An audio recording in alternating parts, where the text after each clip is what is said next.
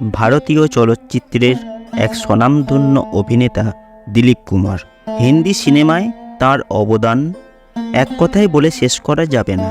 তিনি 50টির বেশি সিনেমায় সাফল্যের সঙ্গে অভিনয় করেছিলেন। তিনি বলিউডের ট্র্যাজেডি কিং নাম পেয়েছিলেন। অবিভক্ত ভারতে তথা বর্তমানে পাকিস্তানের পেশোয়ারে 1922 সালে তার জন্ম হয়েছিল। তার আসল নাম ছিল মোহাম্মদ ইউসুফ খান। বাবা ছিলেন একজন ফল ব্যবসায়ী। দিলীপ কুমারের বাবা 1930 সালে সপরিবারে মুম্বাই চলে আসেন। বাঙালির সঙ্গে দিলীপ কুমারের অভিনয় জীবনে মিষ্টি সম্পর্ক ছিল। তার প্রথম ছবি জোয়ার ভাটা।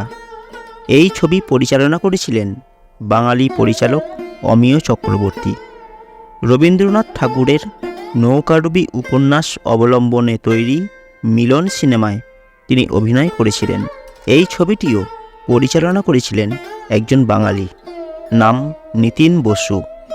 তার অভিনয় জীবনের সূচনা লগ্ন থেকেই বাঙালির সাথে তার ঘনিষ্ঠতা।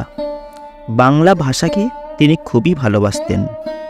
চিত্রনাট্যকার নব্যেন্দু ঘোষের কাছে তিনি বাংলা ভাষা শেখার চেষ্টা করেছিলেন। পরে নব্যেন্দু ঘোষের চিত্রনাট্য দেবদাসে তিনি অসাধারণ অভিনয় করেছিলেন। দেবদাস ছবির জন্য তিনি ফিল্মফেয়ার পুরস্কারও পেয়েছিলেন। দেবদাস ছবির পরিচালক বিমল রায় সুচিত্রা সেনকে পার্বতী চরিত্রে নির্বাচন করেছিলেন।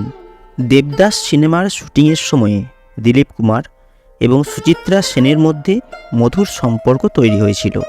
দিলীপ কুমার সুচিত্রা সেনের সাথে বাংলায় কথা বলার চেষ্টা করতেন, কিন্তু তার বাচনভঙ্গি বাঙালির মতো ছিল না।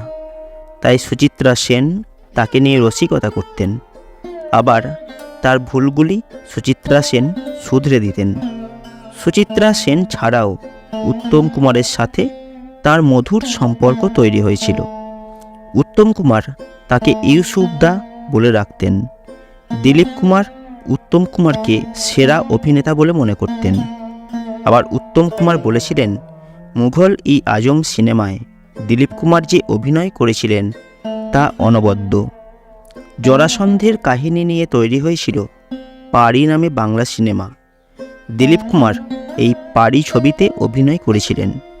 এই ছবিতে দিলীপ কুমারের সঙ্গে ধর্মেন্দ্র অভিনয় করেছিলেন। ধর্মেন্দ্রর সংলাপ অন্যকে দিয়ে ডাবিং করানো হলেও দিলীপ কুমার নিজে বাংলায় সংলাপ বলেছিলেন। আন্দামান জেলে পারি ছবির শুটিং হয়েছিল। দিলীপ কুমার অভিনেত্রী প্রণতি ভট্টাচার্যকে দেখে আবেগপূর্ণ গলায় বলেছিলেন অবিস্মরণীয় সংলাপ, আমি তোমাকে কেমন করে বাঁচাবো। সত্যজিৎ রায় দিলীপ কুমারের প্রশংসা করেছিলেন। সত্যজিৎ রায়ের মতে তিনি আলটিমেট মেথড অ্যাক্টর। সাগিনা মাহাতো সিনেমায় অভিনয় করে তিনি প্রচুর প্রশংসা পেয়েছিলেন। 2021 সালে 98 বছর বয়সে এই বিখ্যাত অভিনেতা শেষ নিঃশ্বাস ত্যাগ করেছিলেন। ভারতীয় সিনেমায় যেন একটা যুগের অবসান হলো অভিনেতা দিলীপ কুমারের মৃত্যুর সঙ্গে সঙ্গে। বন্ধুরা, এই হলো প্রখ্যাত অভিনেতা দিলীপ কুমার সম্বন্ধে ছোট্ট একটি ভিডিও। কেমন লাগলো আজকের এই ভিডিও কমেন্ট করে জানাবেন। যদি ভালো লাগে লাইক করবেন, শেয়ার করবেন আর অবশ্যই চ্যানেলটিকে সাবস্ক্রাইব করবেন।